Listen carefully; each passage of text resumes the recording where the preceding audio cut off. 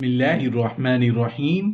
अस्सलाम वालेकुम वरहमत llahi वबरकातुहू। 5 नमाजें एक साथ अदा करना। मोहतरम नाजरीन, अल्लाह के हर काम में कोई ना कोई हिकमत जरूर पोशीदा होती है। बहैसियत इंसान हम कमजोर हैं, इसलिए तो अल्लाह की हिकमतों तक हमारी सोच पहुंच नहीं सकती। अल्लाह के लिए कोई काम मुश्किल नहीं। वो जो चाहता है कुन फयकून, और बस उसके इरादे से सब कुछ हो जाता है। अल्लाह पाक चाहते तो 5 वक्त की नमाजें एक ही वक्त में अदा करने का भी हुक्म दे सकते थे, मगर 5 नमाजों के औकात हर नमाज से मुख्तलिफ हैं। जानते हैं क्यों? इसलिए कि इसमें भी अल्लाह की बेशुमार हिकमतें हैं। सोचने वाली बात यह है, गौरतलब बात यह है कि अगर कोई इंसान कहे कि सुबह नाश्ते के वक्त नाश्ता भी करूंगा, लंच भी करूंगा और डिनर भी नाश्ते के साथ करूंगा, पहली बात तो यह है कि कोई अक्लमंद इंसान ऐसा करेगा नहीं। सपोज अगर कोई बद दिमाग ऐसा कर भी लेगा तो होगा क्या? जाहिर सी बात है, उसका मैदा ब्रेकफास्ट, लंच और डिनर को एक साथ डाइजेस्ट नहीं कर पाएगा। मैदा खराब भी हो सकता है, वोमिट भी हो सकती है, मोशन भी लग सकते हैं, यानी कुछ भी गलत हो सकता है। बिल्कुल इसी तरह अगर कोई इंसान 5 वक्त की नमाजें एक साथ पढ़ने लग जाए तो उसे उकताहट शुरू हो जाएगी, दिल उकता जाएगा, तंग पड़ने लग जाएगा, जिस्म जल्दी थक जाएगा, नमाज में वो खुशू और खुजू हासिल नहीं हो पाएगा जो असल में चाहिए होता है। रूह ऐसी नमाज को डाइजेस्ट नहीं कर पाएगी। रूह भी एक वक्त में 5 नमाजें पढ़ने से आजिज आ जाएगी।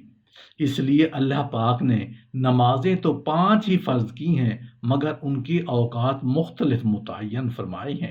जानते हैं क्यों? बस यही आज की हमारी वीडियो का टॉपिक है। मोहतरम नाजरीन, तकरीबन हर मजहब के पैरोकार मानते हैं कि इंसान का जिस्म रूह का मुरक्कब है और जिस्म की ताकत के लिए, जिस्म की मजबूती के लिए जिस्म को ग़िज़ा और खुराक की ज़रूरत होती है, जबकि रूह की ग़िज़ा अल्लाह की इबादत है। जिस तरह हम दिन और रात के मुख्तलिफ औकात में खाना वगैरह खाकर जिस्म को ग़िज़ा का सामान मुहैया करते हैं, बिल्कुल इसी तरह अल्लाह रब्बुल इज़्ज़त ने मुख्तलिफ औकात में नमाजें फ़र्ज करके हमारी रूह की ग़िज़ा का एहतमाम किया है, ताकि जिस्मानी नश्व-नुमा के साथ साथ रूह की नश्व-नुमा भी हो सके, रूह भी ताकतवर बन सके। रूह पाक साफ होगी तभी तो अल्लाह की इबादत में मजा भी आएगा और अल्लाह पाक खुश भी। अल्लाह ताला ने इंसान के मामूलात जिंदगी और उसकी ज़रूरियात को अज़ल से अबद तक जानते और पहचानते हुए नमाज में उसके लिए औकात और वक्फे मुकर्रर किए हैं, क्योंकि कोई काम अल्लाह की हिकमत से खाली नहीं होता। 5 नमाजों को मुख्तलिफ औकात में कायम करने का हुक्म क्यों है, इसकी वजूहात क्या हैं, इसकी क्या हिकमतें हैं, आइए आज की इस वीडियो में जान लेते हैं।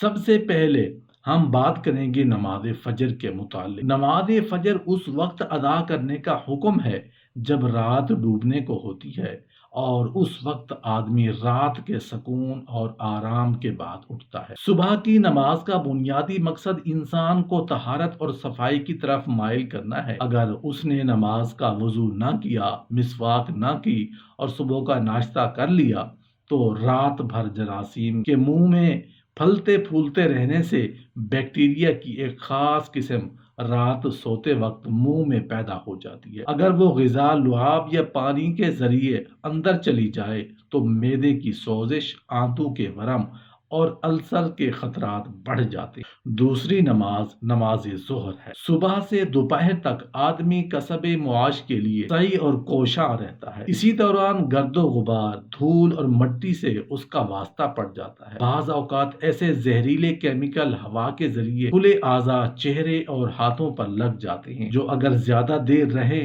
तो इंतहाई नुकसानदेह साबित होते हैं। ऐसी कैफियत में जब आदमी वुजू करता है तो उस पर से तमाम कसाफतें और थकान दूर हो जाती है और उस पर सरूर और कैफ की एक दुनिया रोशन हो जाती है। सूरज की तमाज़त ختم ہونے پر جو زوال سے شروع ہوتی ہے، زمین کے اندر سے ایک گیس خارج ہوتی ہے۔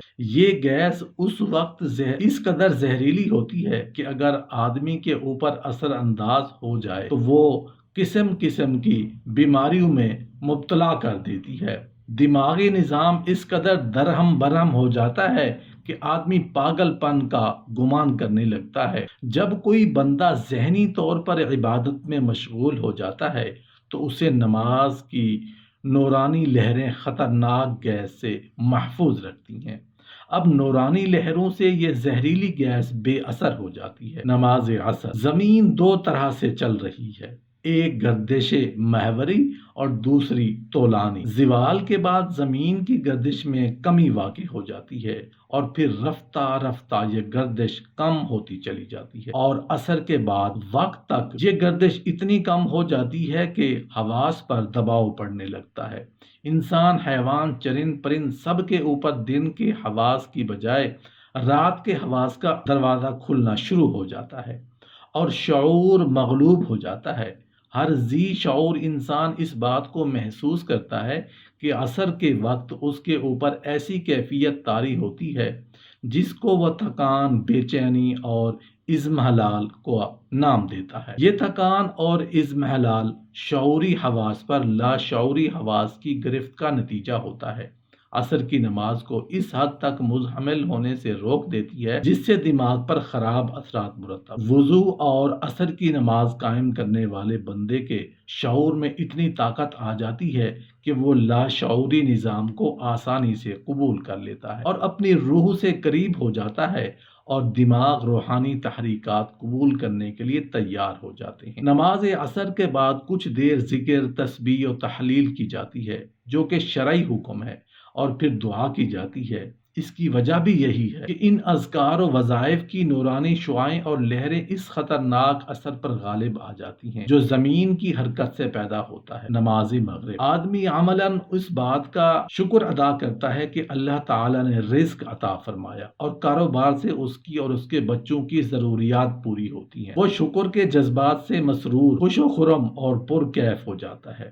اس کے اندر خالق کائنات کی وہ صفات متحرک ہو جاتی ہیں جن کے ذریعے کائنات کی تخلیق ہوتی ہے۔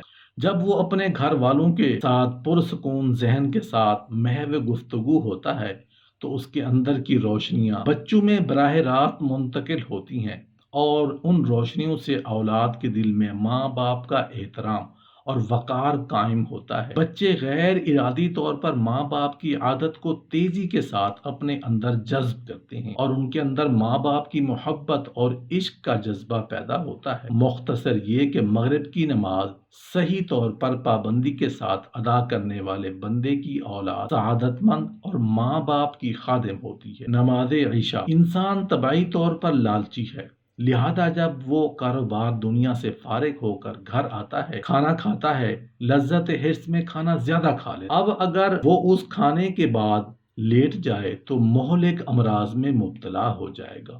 اللہ تعالیٰ نے اس کو ایک فائدہ دیا کہ سارا دن کا تھکا ہوا ذہن لے کر اگر سوئے گا تو بے سکون ہو۔ اس کو سکون نماز میں ملے گا۔